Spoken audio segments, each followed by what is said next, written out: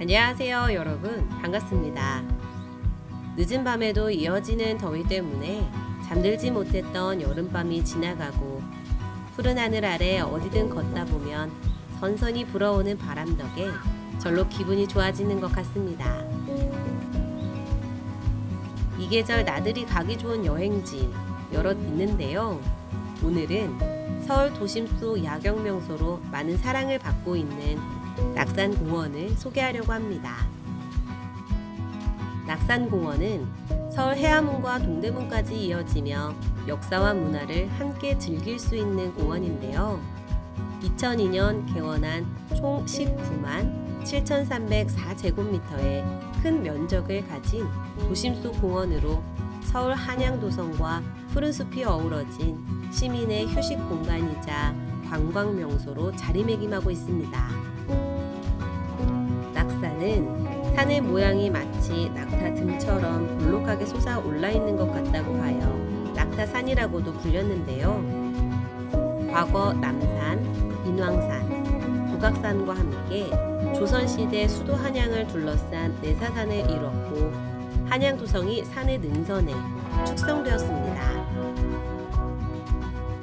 낙산은 창덕궁, 창경궁과 가까워 궁의 조정 관원들이 낙산 계곡을 중심으로 터를 잡아 살기도 하고 근처에 정원을 꾸미거나 산책을 즐기던 곳이기도 했는데요.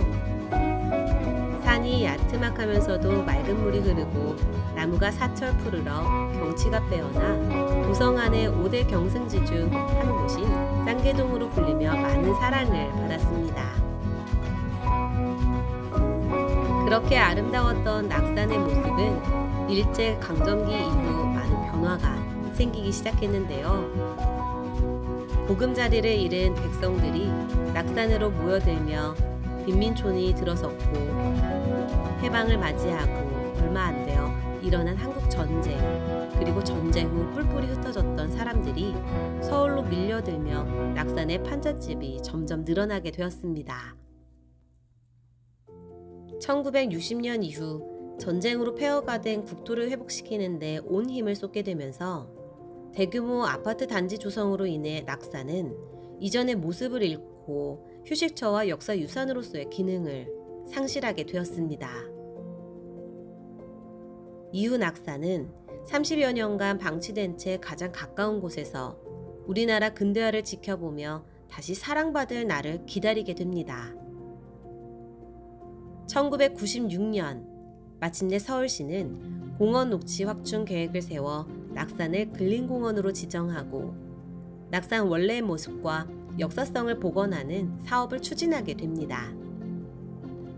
노후된 시민아파트 30동과 단독주택 176동을 철거하고 소나무 등의 교목과 개나리 등을 심어 경관을 조성했고 중앙광장을 비롯한 5개의 광장과 각종 편의시설 등을 설치했습니다. 한양도성 성곽을 따라 역사의 숨결을 느낄 수 있도록 동대문에서 출발하는 역사 탐방로를 조성하고 과거 낙산의 역사를 살필 수 있는 낙산 전시관을 건축했으며 조선 중기 실학자 이수광 선생이 살던 비우당을 복원했습니다.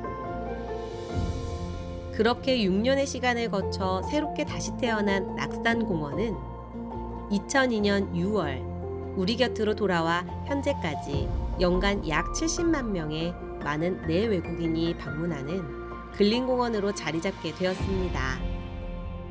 그럼 이제 저와 함께 역사와 문화가 살아 숨쉬는 낙산공원을 걸어보실까요? 공원을 방문하려는 분들은 3개의 코스 중 하나를 정해 올라올 수 있는데요.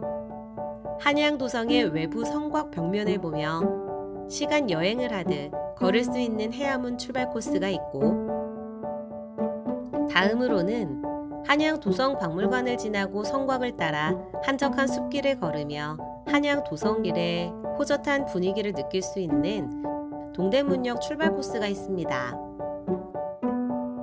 그리고 저는 오늘 해화역에서 출발하여 대학로 마로니에 공원을 지나 언덕길을 올라가는 해화역 코스로 걸어가 보겠습니다. 해화역 코스로 올라오면 공원의 시작인 중앙광장을 만날 수 있는데요.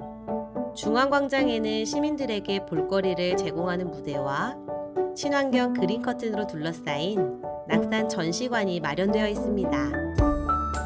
낙산 전시관에는 낙산의 성립과 조선시대 및 근현대사의 낙산 이야기를 한눈에 볼 수 있으며 누구나 무료로 이용 가능하니 낙산의 역사와 문화가 궁금하다면 가볍게 방문해보는 것은 어떠신가요? 중앙광장에서 시작되는 낙산공원의 산책길은 3가지가 있는데요. 저는 많은 사람들이 완만하게 걷는 코스인 무대와 전시관 사이에 있는 제2전망광장 방향 산책로를 걸어보겠습니다. 산책로를 따라 발걸음을 옮기다 보면 다양한 식물을 마주할 수 있는데요. 박태기나무, 벚나무, 대롱나무, 산수유, 앵두나무 등 다양한 식물을 만날 수 있답니다. 이렇게 산책로를 따라 걷다 보면 배드민턴장을 지나 제2전망광장을 만날 수 있습니다.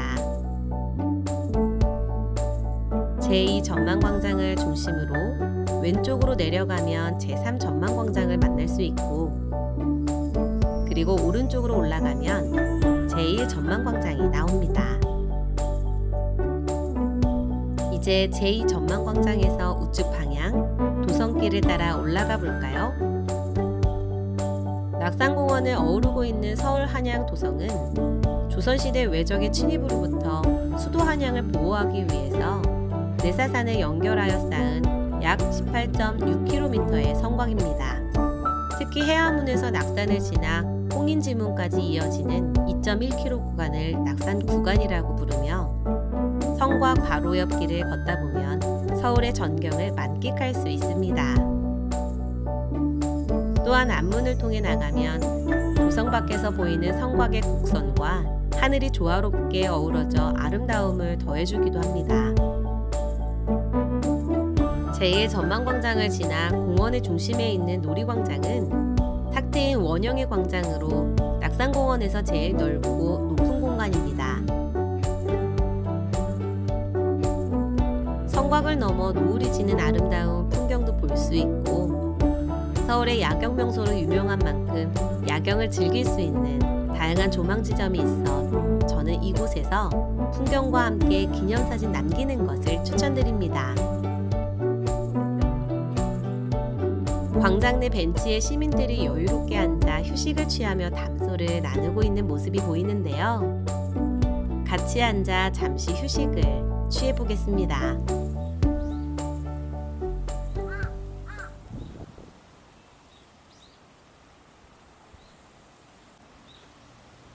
놀이광장에서 성곽길을 따라 내려오다 보면 넉넉한 그늘을 주는 느티나무를 지나 다시 공원 쪽으로 진입할 수 있는 산책로가 나오는데요. 이 산책로를 따라 걸으면 소나무와 함께 아름답게 자리한 정자가 나타납니다. 낙산을 복원하면서 만든 정자인 낙산정은 서울의 전경이 한눈에 내려다보여 전망이 좋기로 유명합니다. 산책을 잠시 멈추고 정자에 앉아 풍경을 바라보며 휴식을 취하는 것 또한 낙산 공원을 즐기는 하나의 방법이 될 것 같습니다. 낙산 공원을 걷다 보면 곳곳에서 낙산의 세월이 같이 느껴지는데요. 산책로를 따라 걷다 보면 홍덕이 밭이 나타납니다. 이 밭은 병자호란 당시 복림대군이었던 효종이 청나라의 볼모로 잡혀 있을 때 김치를 담가서 바친 홍덕이라는 여인의 이야기를 전하기 위해 조성된 곳이라고 합니다. 홍덕이 밭에서 좀 더 걷다 보면 오늘 산책의 시작점이었던 중앙광장으로 다시 이어지는 계단이 나옵니다. 이렇게 지금까지 낙산공원의 역사와 함께 다양한 산책로를 소개해드렸는데 어떠셨나요?